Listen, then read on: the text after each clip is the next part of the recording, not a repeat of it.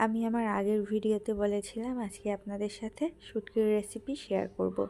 শুটকি রান্না করতে যে ধরনের মশলা লাগবে সব কিছু আমি এখানে রেডি করে নিয়েছি। আর এখানে আমি 2 ধরনের তেল ইউজ করব, সরিষার তেল আর সয়াবিন তেল।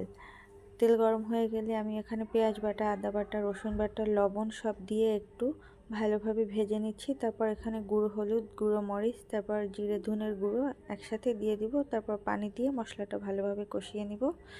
মশলাটা একদম যখন কষে যাবে, পানি শুকিয়ে আসবে, তখন আমি এখানে আরও কিছু মশলা কেটে রেখেছি, মোটা মোটা করে পেঁয়াজ, রসুন, তারপর কাঁচামরিচ আর টমেটো, এটা ভালোভাবে কষিয়ে কিছুক্ষণ ঢাকনা দিয়ে রাখবো।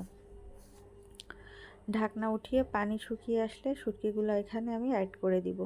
শুটকিগুলো অবশ্যই আগে কেটে গরম পানি দিয়ে ভিজিয়ে রাখবেন, যেহেতু শুটকি অনেক শক্ত, তাই এগুলো ছোট ছোট করে কেটে গরম পানি দিয়ে ভিজিয়ে আবার গরম পানি দিয়ে 3-4 বার ভালোভাবে ধুয়ে নিয়েছি। শুটকি ভালোভাবে কষানো হয়ে গেলে এখানে যতটুকু পানি ইউজ করব আমি পানি দিয়ে দিয়েছি। আমি অল্পই পানি দিয়েছি, কারণ এটা অল্প জালে রান্না করব।